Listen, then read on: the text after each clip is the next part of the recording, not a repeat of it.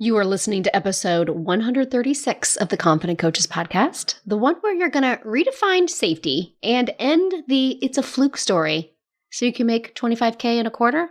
Ooh, juicy. Let's go.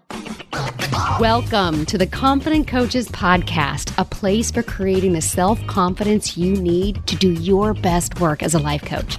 If you want to bring more boldness, more resilience, and more joy to your work, this is the place for you. I'm your host, Amy Latta. Let's dive in. Hello, coaches. I'm excited, as always. I'm always excited to talk to you guys, but it is another interview day. Another one of my current mastermind clients, Shawna Samuel. And this conversation started in one lane and came full circle through another lane. And we both were feeling chills and getting very emotional in the second half of this conversation. Here's why I love Shawna so much. So we present very differently, but we have very similar brains. Oh my goodness, do we have similar brains? In this interview, you're going to hear all about how these two reformed good girls are breaking how we were socialized in order to create truly amazing and new results in our business and also our lives.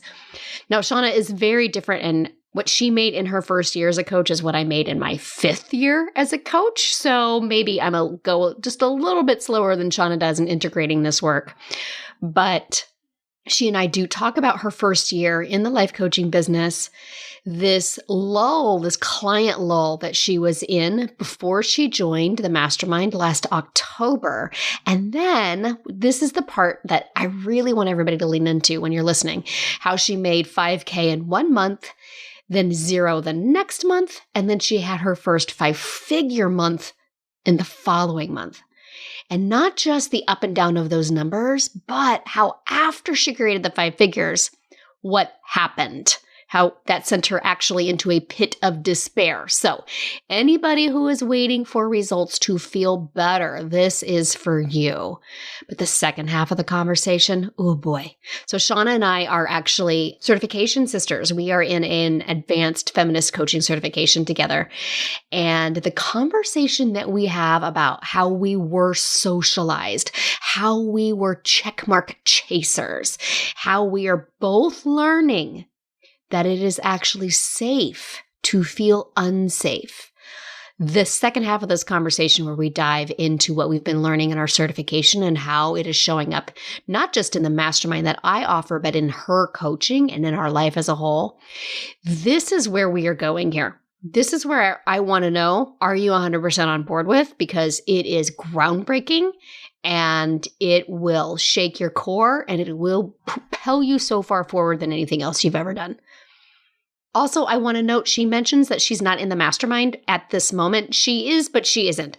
So Shawna was a member of the October 2021 round, which ended in April. The next round available to her and those members isn't until August. So I created this kind of in-between program just for these 5 coaches that are moving from October into this next round of August. So she is still technically a current client and a member of the August 2022 Path to 100K Mastermind. And after listening to her story of what is possible in just 1 quarter, in just 1 year, and how it's possible for you too, I think you're going to be a member too. All right, so here is my conversation with Shawna Samuel. Okay, coaches, I'm so excited.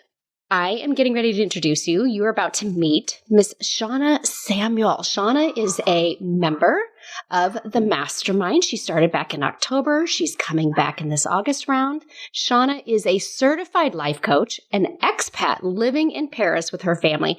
I just have to tell you right now, coaching her is so fun because you can see Paris out her window.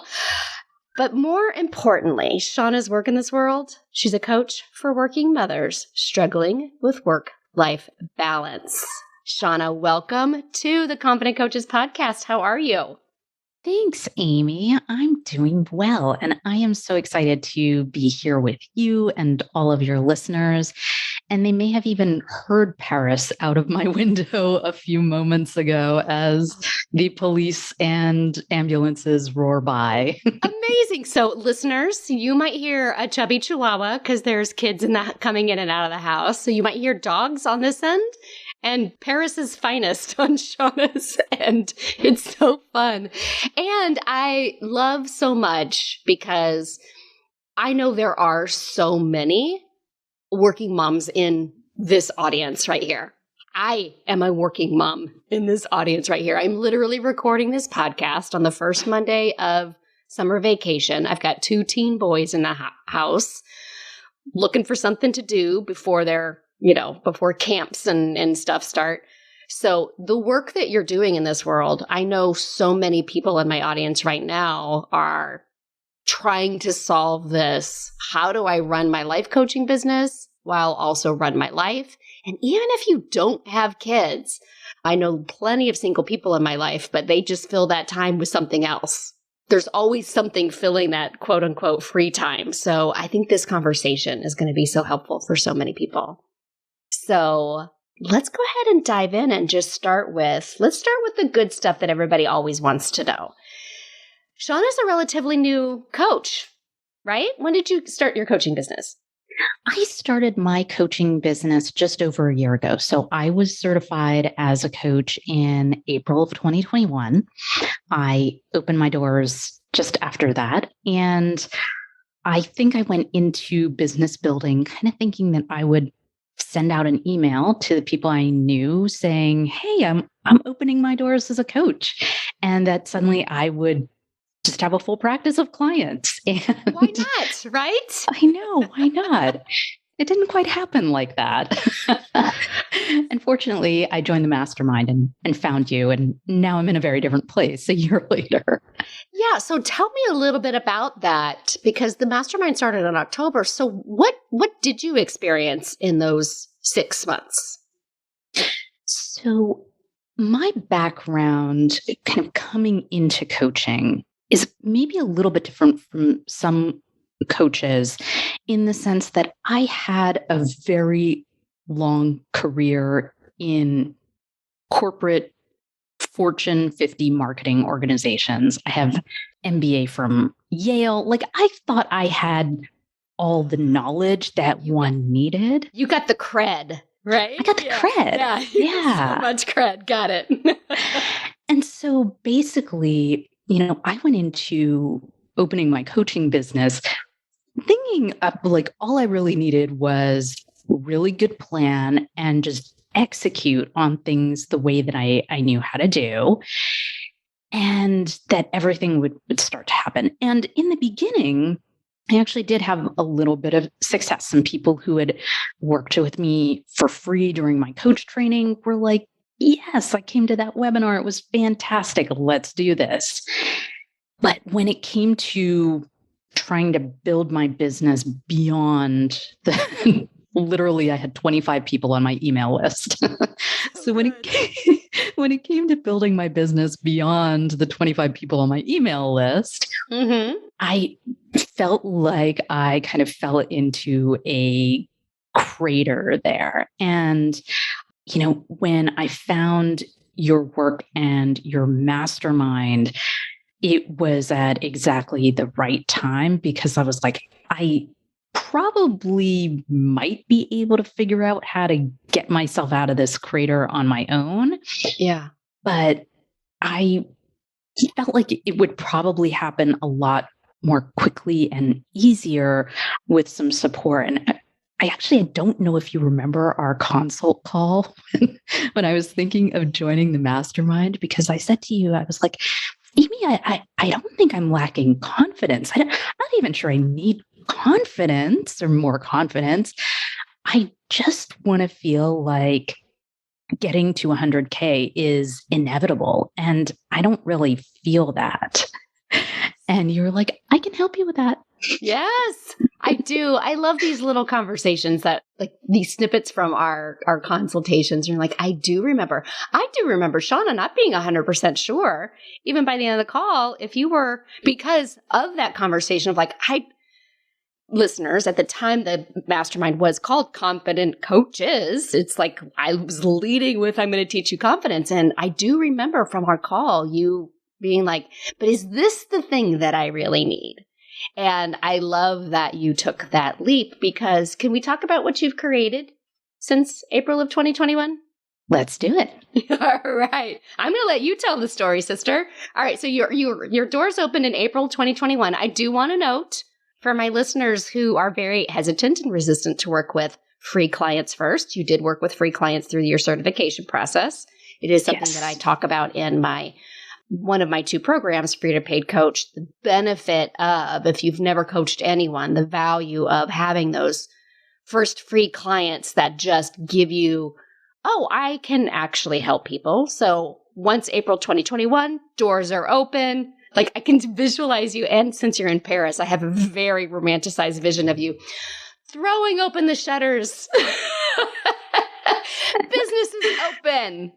You had a couple clients. So talk about what have you created since then in dollars and cents wise? Yeah. So in 2021, my first, not full year in business, but first calendar year in business, I created just over 17K in dollars of revenue. Dollars, yeah. Okay. Yes. So good. And it was good. And some of that was after starting the mastermind. You ran a challenge one month and I was like, okay, I'm all in. Let's do this. Yep. Shawna is definitely a client that's like, challenge, I'm on it. And so we had this month of this challenge and then, did the challenge, booked about 5K of revenue in that month. So, and then went into December and didn't have anybody. I was doing all the things. Yeah. No revenue. But I was putting out lots of value, had a lot of new stuff that I was putting out into the world. I just wasn't signing anyone in December. And then January rolled around and I started creating much more revenue. So in January, I had my first 5-figure month. I had this goal for a long time of creating a 25K quarter. I did that this year. And so far this year, I have created just above 38K in revenue. So I more than doubled what I did in that first calendar year, and I've done it in less time. So good. Okay. So I want to kind of take a commentary here. In your very first year, which wasn't even a full year, we're talking 9 months, you created 17K. This is outstanding. And I really want to put this into perspective for so many people that are listening right now, is that we hear stories of people who go and create 100K in their first year. Or I just saw somebody I'm in a reinvention class with my mentors right now. And somebody created 180K in their first year. And I'm thinking, that's astounding and that's amazing. I created 18K in my 5th year. And so what I want to share right now for everybody that's listening, in your first year, it took me about 5 years to create what you created in your first year. And then we look at this other person that I just saw who created 10 times that much in their first year. And I just want for a moment to normalize every single one of those numbers, that everybody will create different amounts. And I want us to marvel. I think it's so beautiful. Let's marvel in all 17,000 of those American dollars that you created in 9 months. And if you've created $17 in your first year, to really just marvel in what we can create, because as soon as we go to, but it's not enough, so-and-so did this, then it immediately can shut us down. And lots of stuff are going to shut us down, because I want to talk about the 5K to the 0. The month of November, you created 5K, and then the very next month you created 0. And that was on my list of things to talk to you about, because I remember coaching you through that time. So, and then 25K a quarter. So beautiful. So really congratulations on you showing up and getting the coaching that you need. So let's talk about, in November 2021, I made a challenge. You went for it. You created 5K in 1 month. This is your first year of business. right? You've created 12K in the whole entire rest of the year, and 5K of that was from that 1 month. And then in December, 0. All right. Let's talk about what came up for you during that time. Right? It felt like I was riding this roller coaster, and not in the like pleasant, like hands in the air, let's go for it way. It was like, I felt like I was white knuckling it through most of that time. And there are two things that you just said that I think really resonated. I think one was this idea of there being some kind of external yardstick, that whatever I was doing never felt like enough. It was always like, oh, but someone else is doing more. Someone else is doing it better. I should be at this place right now. I was comparing to what I had been making in my corporate career. Yeah. And being like, well, should I just go back and get a corporate job? I remember being coached on the idea that making 6 figures in a corporate job was easy. And in coaching, it was hard. Yeah. So there was a lot of this thinking going on about not being where I was supposed to be, not being happy where I was, wanting it to go faster. And then the other thing, the big thing that kept coming up was this idea that it was a fluke, that, you know, whatever success that I had had, so converting my free clients to paid clients, well, that must have been a fluke. Doing the 5K challenge in a month, when the next month came and there were crickets, I was like, well, that must have been a fluke. Can't repeat that. So a lot of what I had to work on, especially going into this year, was the idea that it wasn't a fluke. Yeah. So let's talk about that. When you are thinking it's a fluke, what did that mean to you? Because I think a lot of times, a lot of people think, oh, it's a fluke, and we think we know what that means. But I think it's a fluke means different things to different people. For you, when you were like, oh, this is a fluke, what was really the thinking that was underneath fluke? I can't create this again. I didn't actually create it myself in the first place. Like, what? It was both of those things. And it kind of depended on, like, I feel like that thought was the soundtrack that was playing in my head, but it kind of meant different things depending on the day. So it was, on some days, it was like, I don't see how I created that, so I don't really see how I can repeat that. Yeah. And then other days, it was more like, well, I guess I got lucky there, but it's not going to happen again like that. Okay. What was the switch in your head, do you think, that got you from? And you're right. And I think that's important, because I think it does. It's a fluke is this blanket statement. I think of a variety of individual thoughts that are just different enough. And so I like this noticing, I don't know how I created that, so I don't know how to repeat it. And that's a big element of the mastermind, is replicating what's working. Okay, you figure out what's working, and then you replicate it. So if you have the thought, I don't know how I create this, I can't possibly replicate it, that's a struggle. And then just the I got lucky. Yeah. Which is a nuance, which is a different way of I don't know how I created this. Like Lady Luck must have played a hand. So what was the work that you had to go through with this fluke? So I'm going to answer this in two ways, because I think the basic thought of this was a fluke. Yeah. I've been able to get coached through the biggest pieces of that. And I think one of the things that I remember is that there was a moment where I was doing some peer coaching with Kaya, one of my peers in the mastermind.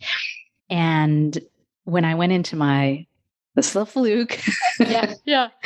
She put the brakes right on and started coaching me hard to really think about what I had created, how I created it, and how I was going to go out and be able to repeat that. And having her help me kind of take a look at what I was thinking and pick it apart, when it started to come up again, I could be like, oh yeah, I'm doing that thing again. Yeah. We see that all the time here. Like, oh, just notice when you like keep I'm thinking that thing that I love to like snuggle with all the time. Totally. So I think having that support where my peers were just willing to call me out when they saw that coming up in my thinking helped me build the awareness of when it was happening. And good. Now, the sort of phase 2 of this, if you will, is that I notice that the thought still has ways that it shows up. It's gotten a lot sneakier, but I'm much more onto myself. So, for example, I noticed recently that someone booked a consult, actually, a couple people booked a consult, quote unquote, out of the blue. In May. Out of the blue consults, Out of the blue. And I noticed myself thinking about that. Oh, well, that's so weird. What's going on here? Just another flavor of like, it's a fluke. I didn't really create this. So I think that the thought has gotten a little bit sneakier at times, but I'm so much more well-equipped now to be able to like see when it's happening, shine a light on it, and really take charge of my own thinking around stuff like that. This is so good right here because I think you're highlighting a couple things.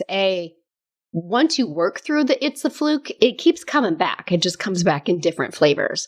And you said the thing that is what all of us are tasked at doing, which is really just bringing awareness, having somebody hold that mirror up and say, when you think this, let's really dismantle this. Is it true that you had nothing to do with how this money came in? Is it true that those consults, like you did nothing to help create them? What did you do? Because clearly somebody who is, what did you even say from the very beginning? I'm going to create a plan and I'm going to execute it. You are a planner and an executor.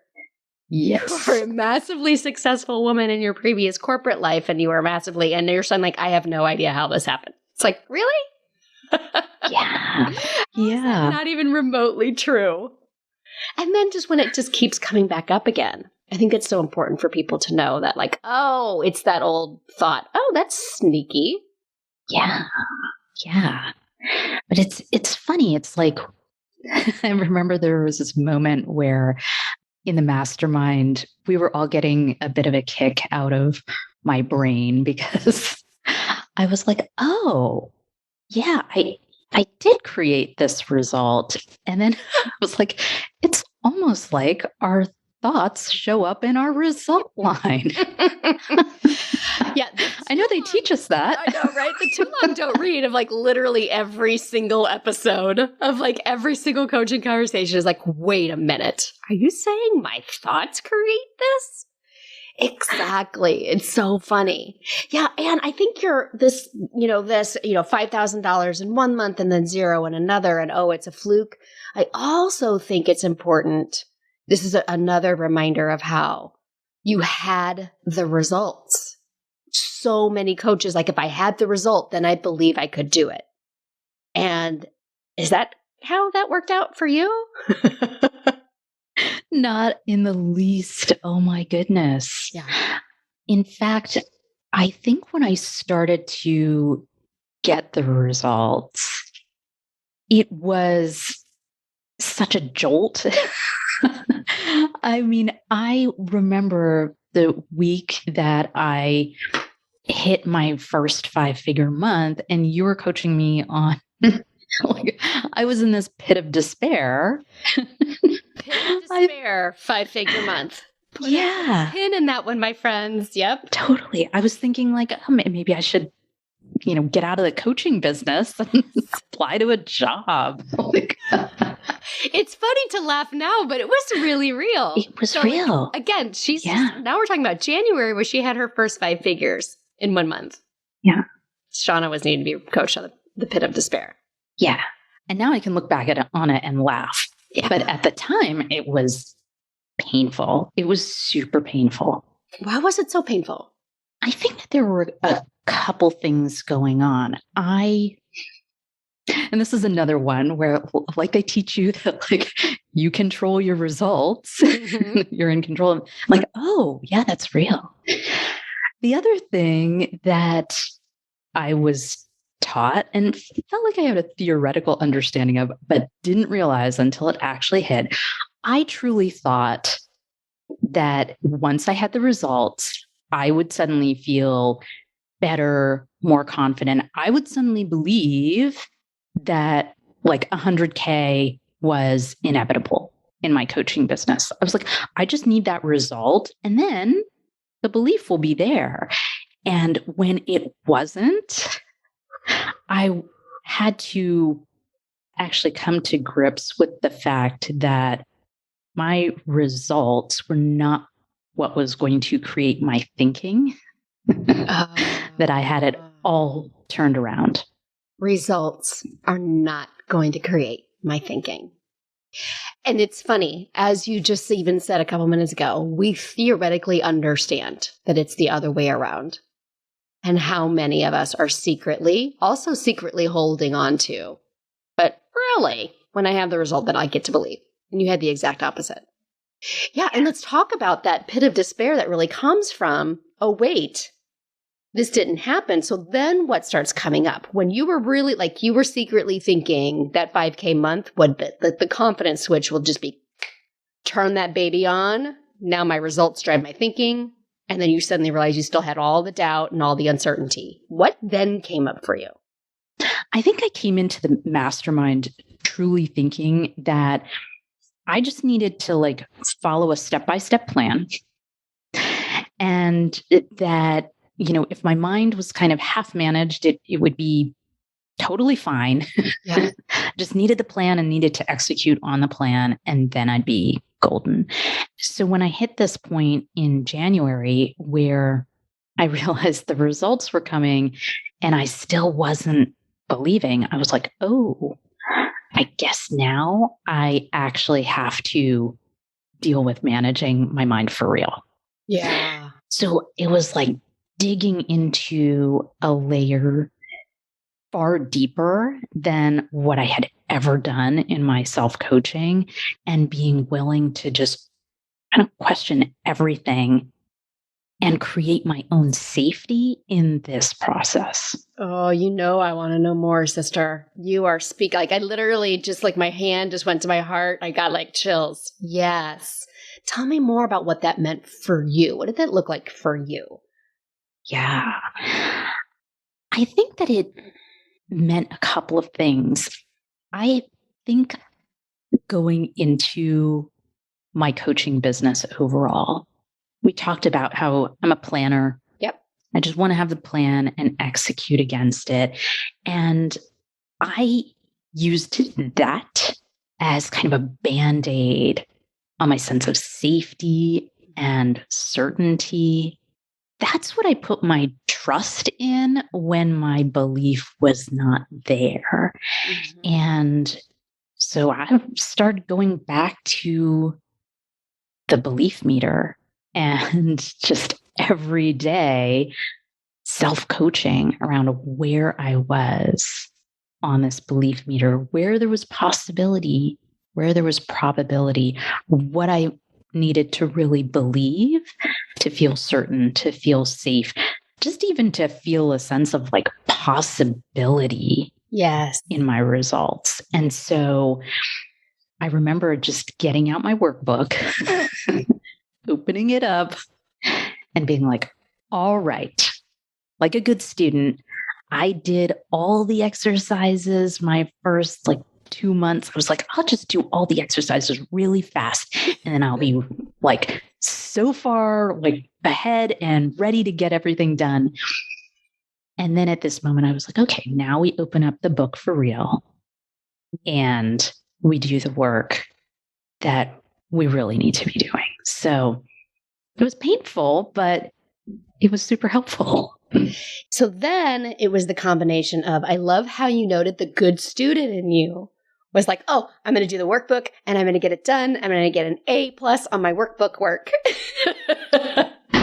But this reminds me of me in school where I did the work to get the grade, but I didn't necessarily do the work to actually integrate and learn unless I was like super passionate about it. And I think this is this is what I'm seeing me and you in this moment of like, oh, I need to go back and now Now I need to actually do the work to integrate it and really learn from it, from this place of where I am. I think this is really important too. And while I am always fine-tuning tools and maybe introducing new coaching questions that get you there faster, but the basic process is still the same because every time, so now you know what it's like to create 5K in a month, you know what it's like to create over 10K in a month, 25K in a quarter. Every time you hit these new numbers, these new goals, your brain's going to bring up, like we now know your pattern. And I think it's really important for everybody to know that we all kind of have a pattern. Shawna's is, oh, this is a fluke. I don't know how I created this. You are not the same person you were. Yeah. So when you did it right out of the get-go, you hadn't created that 5K in a month yet, or I don't know the exact timeline that you did the workbook. And then you're a different person after you've created 5 figures in a month. It's not the same work because we aren't the same person. 100%. Yes. And that's so important. And I think also you and I are talking about self-safety. You and I are actually, not only is this a coach-client relationship that you and I have, we're also colleagues in an advanced certification program. Shawna and I are both in advanced certification for feminist coaching, and self-safety has come up there too. And I know that as the listeners are listening to this, if anybody, I've been talking a lot more about patriarchy. I've been talking a lot more about, institutional norms, societal norms, socialization, more free trainings around this. Anybody who's been paying attention, they are not going to be surprised. And this is where this is coming from. So I think it's really helpful. We're doing the same work, but you might be I don't know what you're walking away with it as I am. So let's talk more about what we're learning, the feminist coaching principles, how we are applying that to your coaching business right now. Yeah. So I think that I'm so enjoying being a student in advanced certification with you, Amy. And it is, I think, so eye-opening because every week we're like taking a different angle on the ways in which we internalize sexism, patriarchal standards, and this, in terms of the kind of good student approach that I had, it's something that I do. It's something that my clients really struggle with as well.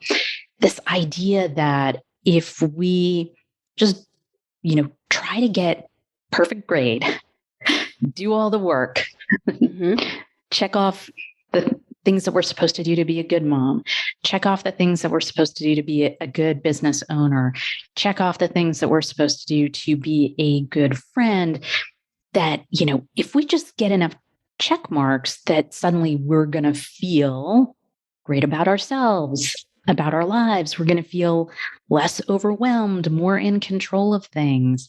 And it doesn't actually happen that way, funnily enough. I know. And it's so funny as you were saying that. I'm like, no wonder we're such overachievers. You and I both have just chased check marks for our entire lives. Oh, that check mark did not make me feel safe in my own body. Oh, that check mark did not create the certainty I thought that it would. Let me go chase more check marks. Right? That's the big lie, is that, instead of thinking, oh, well, maybe I just need to go a level deeper in terms of generating my thinking on purpose, deciding what I want to believe, we go chasing the check marks. We think, well, it must be, the problem is that I'm just not doing things well enough. And if I were just a little bit better about doing this, this, and this, doing my homework, getting the check marks, getting the A grade, then I wouldn't have any of these problems. So that's the big lie of the patriarchy. And that's kind of stuff that we're unwinding in our advanced certification. It's the stuff that I have to unwind with clients. And it's just the work that I have to do on a daily basis for myself too. Yeah, this is such a great concept here, because I think what was just coming up for me as you were talking is that it's a great tool. The reason that it's such a big lie is that it's a great tool to keep us spinning our wheels. If you and I and everybody else who's listening is just constantly chasing X number of dollars in this month and X number of clients, and we're just chasing the accolades, like I'm interviewing you and over my shoulder, I can see the awards that I have won for the accolades. Dude, I've even considered putting them away as opposed to having them on. Just like so much has changed in my brain in this spring of like how much value I've put on these awards from my coaching school and from previous mentors, that now I'm like, oh my gosh, those are check marks. But no achievement of any of those check marks has suddenly flipped this switch in me where I'm like, I can literally create whatever I want, right? By the way, I'm not saying that my coaching school is like, the patriarchy and in wearing sheep's clothing by any means, but it is so ingrained in our culture and we are so socialized. And it is. Yeah. And it just keeps us. Now, granted, in our coaching school, the idea is that if you're achieving those, then you are doing the deep work. You are going deeper into knowing who you really are and what's really important to you, and you are breaking rules of patriarchy. But it is really fascinating to me how, as long as we can keep, and I heard it growing up so much. I heard it from my dad was like, A-, why wasn't it an A? It was so ingrained to just keep achieving. And of course, he's just learning from, the Catholic school nuns that taught him and generations back, that it keeps us actually from really achieving what we can feel in our bones we really want to do. Because Absolutely. I love that chasing check marks is going to be like that's going to be the new thing inside the mastermind. Are you just chasing check marks here, Shawna? I might need to use that in my marketing somewhere. Yeah, so good. Chasing check marks. And the socialization that you're talking about that you've brought up of like chasing check marks, what it means to be a good student. Like, how else do you see that in your life? Like, we can see it here. You and I are both former good girl, good students, get the A. But how else is this socialization that you're uncovering in the feminist program that we're both in right now? What else is that? So one of the areas that I personally am doing a lot of work on right now is that I have always believed that hard work is necessary for success. And I think every person probably has their own definition of what hard work looks like.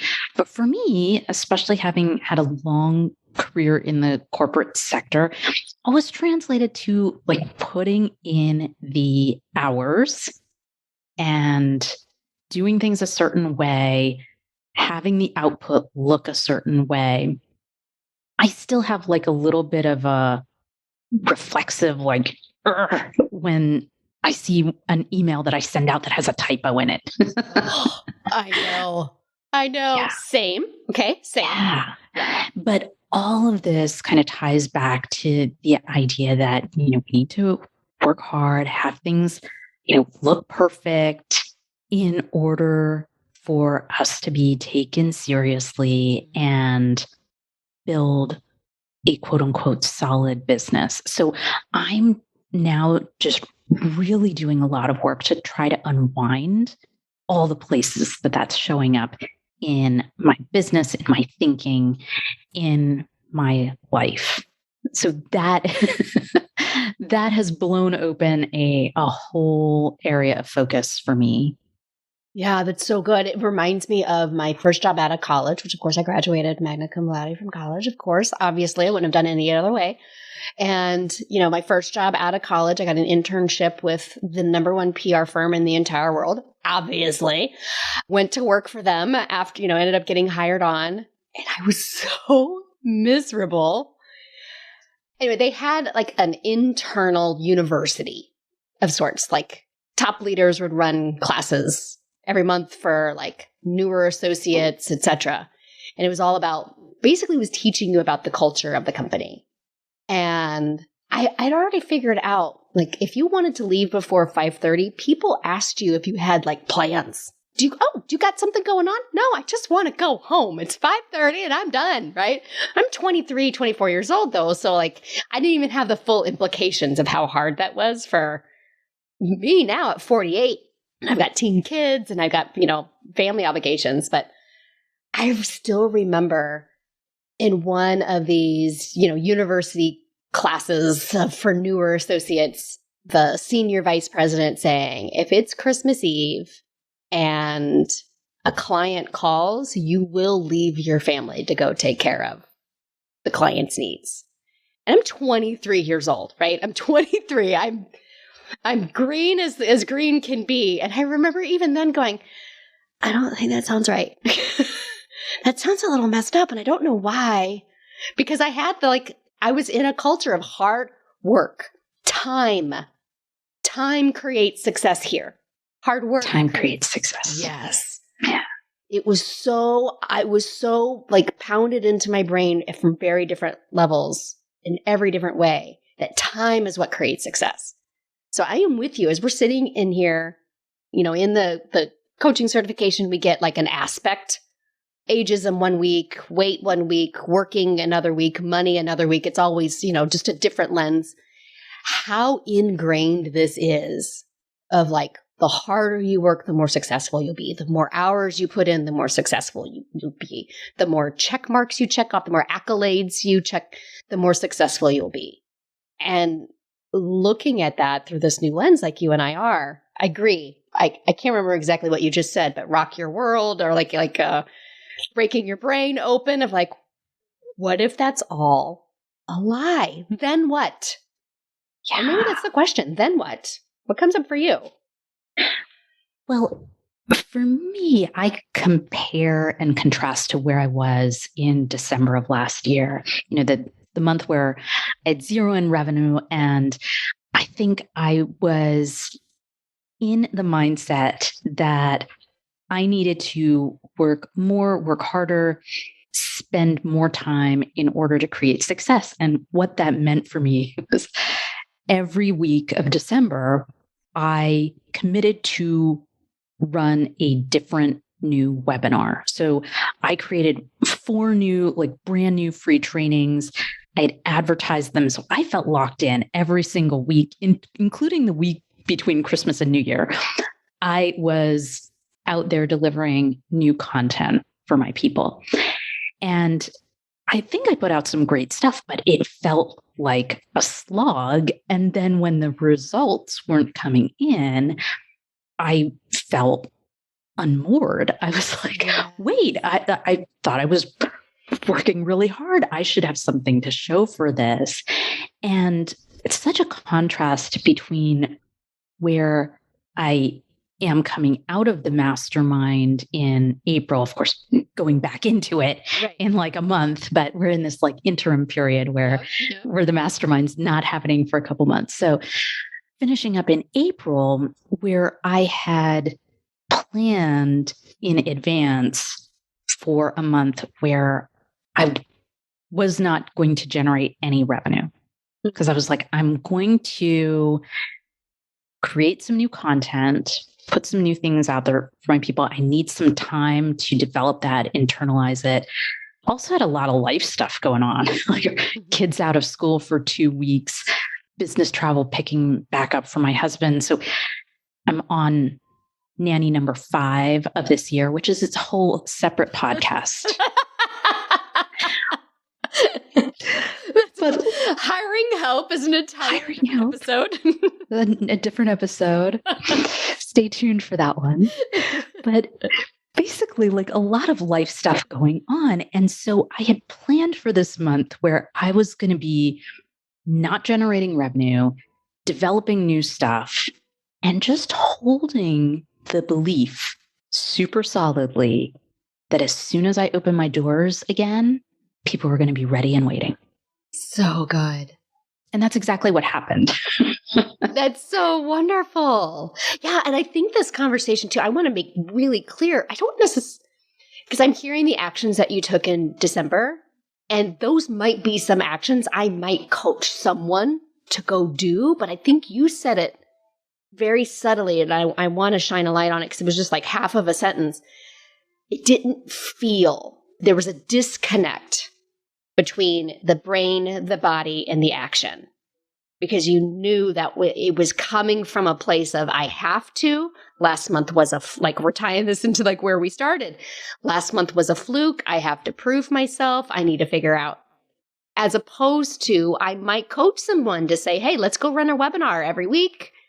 And let's get really curious. Let's get really creative.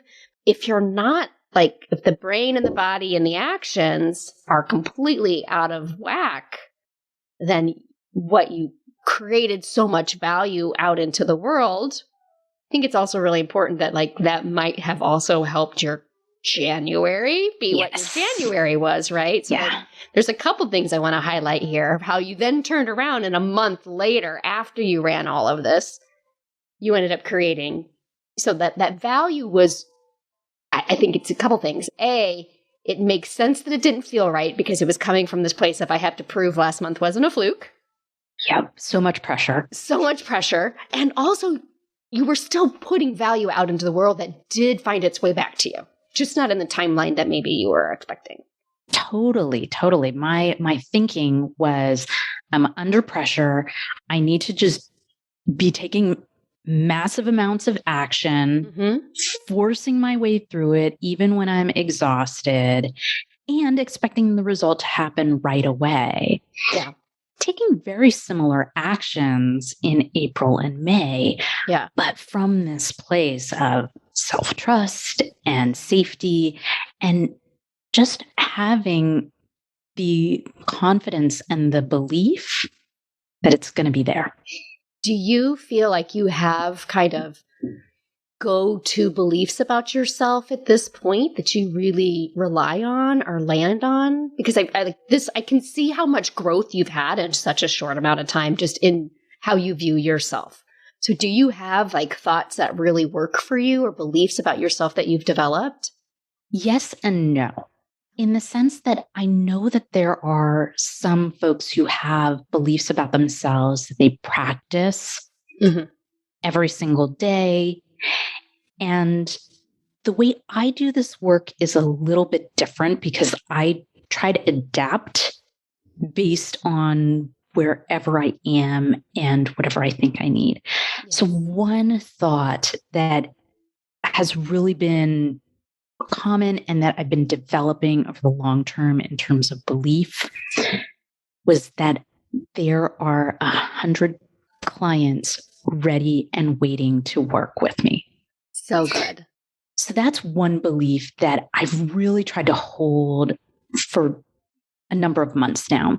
When it comes to beliefs about myself, probably the one that I use most frequently is it's working. So simple, and yet for me, really effective. And then there are other bits of things that I would say change on the week, depending on where I am. Makes total sense. And I think I operate the same way too, that, I don't have a standard. I think these things all of the time and I just practice them. I am definitely more of a, where am I in this moment? And I think this goes back to one of the concepts you learn in the mastermind, that belief meter of like, my belief and my doubt go up and down because we're human beings. We are not in a constant state. Some days I'll wake up thinking this is the best day I've ever had. The next day I wake up going, oh my God, I think we're all going to die today. So the belief in what we need to believe in that moment might change. So I really love that. And I really love how just in that short period of time, you were able to see the A line, those actions can look very similar, but they were coming from an entirely different place. Yeah. How has this impacted how you coach people, both what you've learned in the mastermind, your fluke work, my results don't create confidence, that difference between doing the webinars in December versus doing them in the spring, with the socialization work that you've learned in the mastermind? You're coaching working moms struggling with work-life balance. What shifts have you seen in your own coaching? Shifts you've seen in your clients? How has that really helped? I think there are a couple maybe big shifts that I've seen in my own coaching. I think one of the things, I'm going to touch on this, even though I think it might be a little bit more abstract. Okay. But let me try to make the connection. One of the things I've noticed in my own coaching is how much more confident I am in saying the thing that needs to be said in a coaching session. And it might seem a little bit abstract based on what we've been talking about, but for me, it's really connected because I think the more I was worried about getting the check mark and getting the clients, the more people pleasy I was as a coach and as the way I thought about talking to my people. And what I've realized is that the less attached I was to how any particular client was feeling about me on a particular day, the more willing I was to say the things that needed to be said and call out the things that they were believing that were not serving them. I haven't talked about this much, but it's, there was one round of the mastermind that I introduced a money back guarantee. And through my own work and other work, I was like, I noticed a shift in how I coached people because I suddenly needed them to hit certain goals on their end. And then realized, oh, I don't like how I'm showing up when I need them. And how much more, no, I need you to follow the framework that gets you to 100K and not listen to your inner knowing and your intuition because I need you to get there faster so that we can have this whole money back guarantee thing in place, as opposed to, I'm just going to coach you and what you need to hear. And I'm going to give you as much time as you need to process through that so that you can move forward. This space is about creating that safety for both myself and as the coach and for them, especially as the client. That I'm going to tell you what you need to hear because I don't need you to give me my check marks. This isn't necessarily what you said, but I think that it comes back like we can be the women. It's okay for us to be women that say the hard thing the other person needs to hear. Yes. You've been told that's not what good girls do. Exactly. The good girl tries to protect the relationship. Yep. Yes. Is always worried about how other people are feeling. Mm-hmm. Yeah. And I think that as coaches, we create a safe container for our clients, and we can also very powerfully and deeply coach them. Yes. On the things that they don't always want to confront. Yes. And I think it's that being able to hold space for, I think something that you and I have definitely learned that's really, if I could say one thing that the Feminist Coaching certification has changed about my coaching is I can deeply coach you and it's up to you. And I'm okay if you aren't quite there yet to move forward with that coaching. That there's this, I don't have to coach you to conclusion. I don't have to coach you to the place where we both feel super good and amazing, because that may not be what's in the best interest of the client. And a good girl would never leave her client feeling unmoored. Yeah. But maybe it's the unmooring that helps them actually move forward and create something they've never been able to create before. Totally. Like I've had so many clients who come back to me, at some point during the week and send me an email and they're like, I've been sitting with that thing that came up and it just broke open this whole new way of looking at things. I had a client who said to me the other day, she's like, and I didn't even make this insight first. She made the connection herself. She said, I'm just starting to realize how much I've been creating my own sense of burnout in my work. She's like, and I don't say that in a like beat myself up kind of way. She's like, I just realized how much I'm contributing to that. It's like, this is great. This is why I got into this work. Yes. To be able to help people in their lives in this way. And the work that we're doing in the mastermind and in the advanced certification, like kind of putting those things together, right, has just given me the skills to get to that deeper level with my clients, with myself. It's really been transformational. absolutely. And I love this because you and I on the surface, I think we present probably very differently, but we have such a similar background of thinking that we are such like we're reformed good girls as opposed to reformed bad girls. Yes. Yeah, we reform schoolgirls, but it's for former good girls who want to like shed all of that good girlness. But how much more that actually feels way more like if you're willing to go through the unmoored sensation. I've been talking a lot about feeling very untethered this spring. It is incredibly uncomfortable. Would you agree? Yeah. Yes. And hence back to that self-safety conversation. How are you currently creating safety for yourself? Is it just a moment that you take? What does creating self-safety really look like for you? I think this looks different for different people, but I'll talk about how I've brought it to life for myself based on some of the things that you've been teaching and some of what I'm learning and studying about burnout and our nervous systems. For me, one belief that I come back to, which unabashedly borrowed from Carl Lowenthal, the belief it's safe to feel unsafe. Oh, I remember that from one of our calls. Yes. And I come back to this a lot, just this idea that it's safe to feel unsafe and that I don't always have to feel good and safe and, not anxious in any given moment. I'll talk about how this kind of relates to my coaching business in a moment. The other thing that I am trying to do, and this comes back to the work that I'm doing on time and hard work, is the idea that I can respect what my body needs and what I'm feeling in terms of my energy and my capacity in any given week. So, and I say this because my background, my way of operating has typically been like, all right, well, I need to put in at least 40 hours of good solid work this week. And, last week we had a death in my husband's family, had to travel for a funeral. All of a sudden, my week was not going to happen the way I planned it.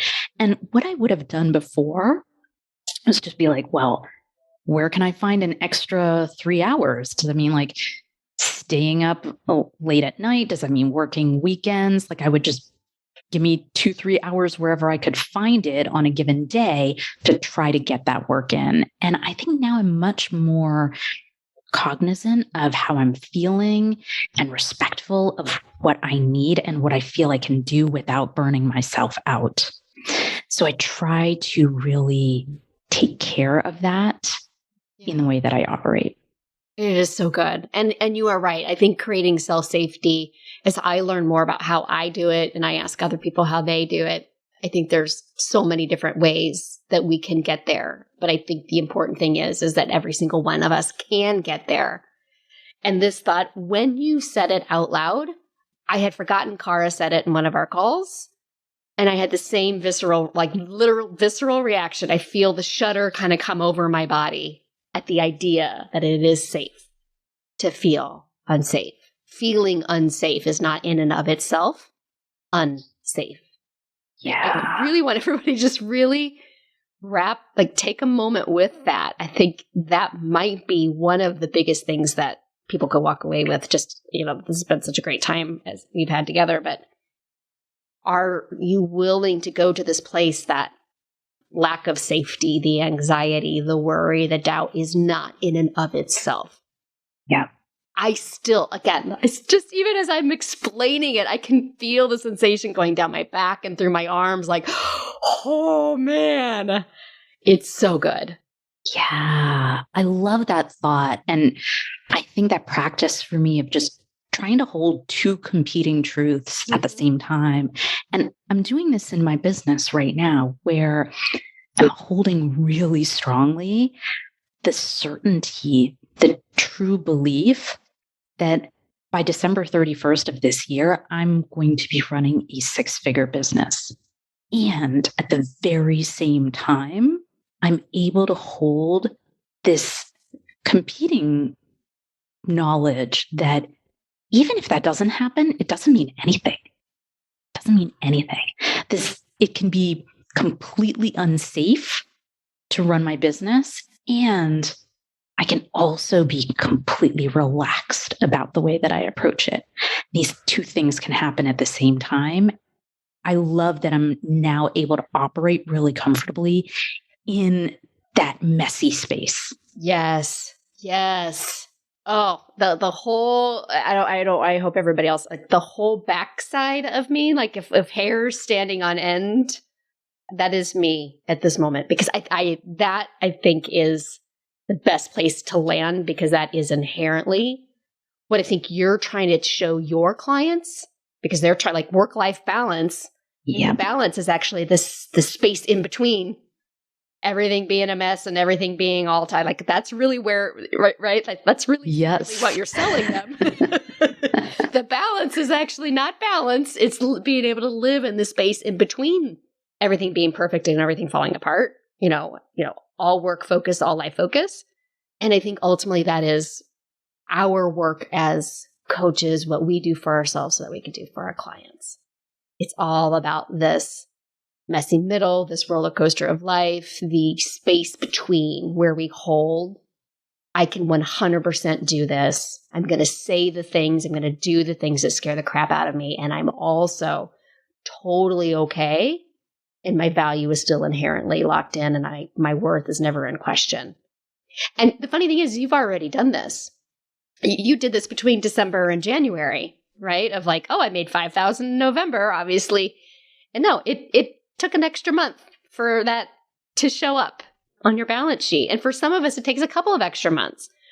For me, I've seen this enough times where sometimes, that result comes back pretty quickly. Sometimes it's taken a year or more. And I think that's just knowing, I hold on to the belief that it's coming, it's working, and all of the fear and anxiety that I feel right now, I can be safe in that. So good. So good. I think the entire conversation of how your fluke work, the chasing of the check marks, and how that's tied in with what we've learned and how through feminist coaching. So, so good. Anything else? Oh, this has been such a good conversation. So fun. And I love it when we get together and talk. I think the only thing I would just leave for your listeners is I want to remind people that a year ago, I was in a really different spot. And I feel like sometimes we all have this tendency to compare where we see someone else a year down the line and where we are right now. And it can seem really far away. And I'm looking at people who are like a year or two ahead of me, and I'm like, oh my goodness, that seems really far away. Yeah. I think the thing I would just leave your listeners with is the sense that this is all possible. Yeah. This is all possible. And the tools that you teach for doing this work help make it happen. Oh, so good. Thank you, Mama. All right. So tell my listeners, what's the best way to connect with you?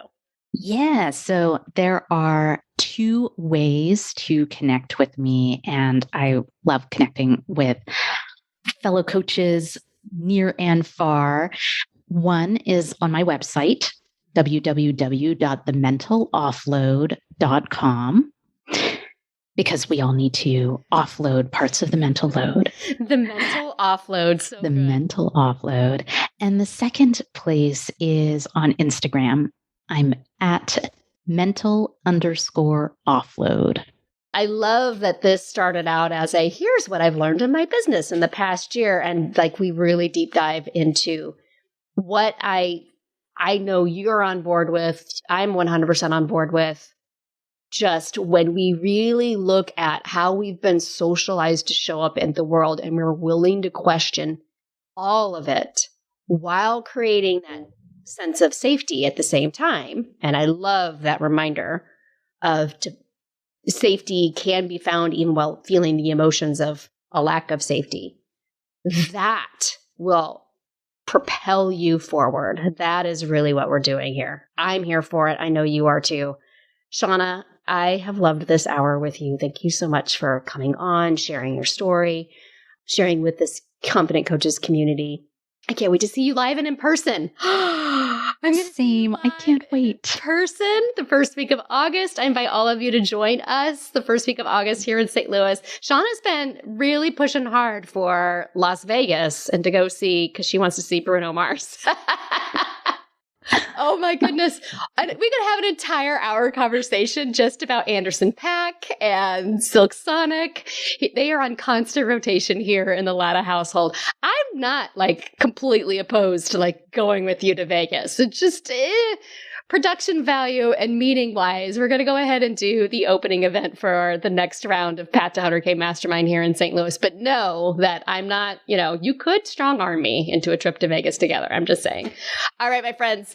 Thank you, Shawna. I appreciate you so much. And I can't wait to have you back on the podcast when you hit that 6 figures. Thank you so much for inviting me today and for the chance to speak a little bit to the Confident Coaches community. Can't wait to meet you in person. Yay. All right. Thank you. I mean, wasn't that so good? Yes, Shawna and I could have talked for hours. And in fact, we did keep talking after the interview was over, just like me and Melanie the week before. 2 things came up that I think you will hear maybe some separate episodes about. One of the things that we continued talking about was that lull that she had after her first round of initial clients and before she joined the mastermind. It kind of reminded me of a show hole that people can go into after they binge watch something and then it's over. I think there's a concept here that I'm going to call the client hole or something.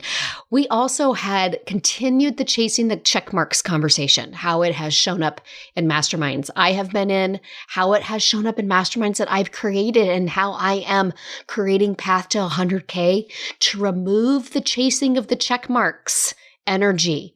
So look for more conversation around chasing the check marks also. I can't wait to hear your biggest takeaway from this episode. Share on social media. Go find this Instagram post and let us know in the comments what was the biggest takeaway for you. Tag us, share this episode into your stories. You can find Shawna at the mental_offload on Instagram, plus thementaloffload.com. So make sure you tag us, let us know your biggest takeaways and how you are going to use this interview to carve out your path to 100K. And you don't have to wait. You don't have to wait at all. Doors to the August round are now open. We are going through the application and the enrollment process right now. This is your time. We only open twice a year. This is your last time in 2022 to be able to get into the Path to 100K Mastermind with me, to do the work that Shawna and I were talking about, and to meet us in St. Louis the first week of August. This is your moment. This is what you've been waiting for. amylatta.com/mastermind. The details are out now. Applications are open. Fill out the application. Let's have our consult call. Let's get you enrolled, and let's see you in St. Louis in August, and then for the next 6 months over Zoom as we work together on your path to 100K. And until next week, let's get paid, Coach. Coaches, I have created a brand new freebie offer just for you podcast listeners. I created a brand new training called Stop Overcomplicating Confidence, because I see my coaches do it all the time, make this confidence thing way harder than it has to be. In this free training, you're going to learn exactly how you overcomplicate confidence, what's creating that, and how to stop it. Here's the best part. All of it, less than an hour. Less than an hour of your time. You will feel more confident in less than an hour, right? Yes, friends, this is the best training I've ever done.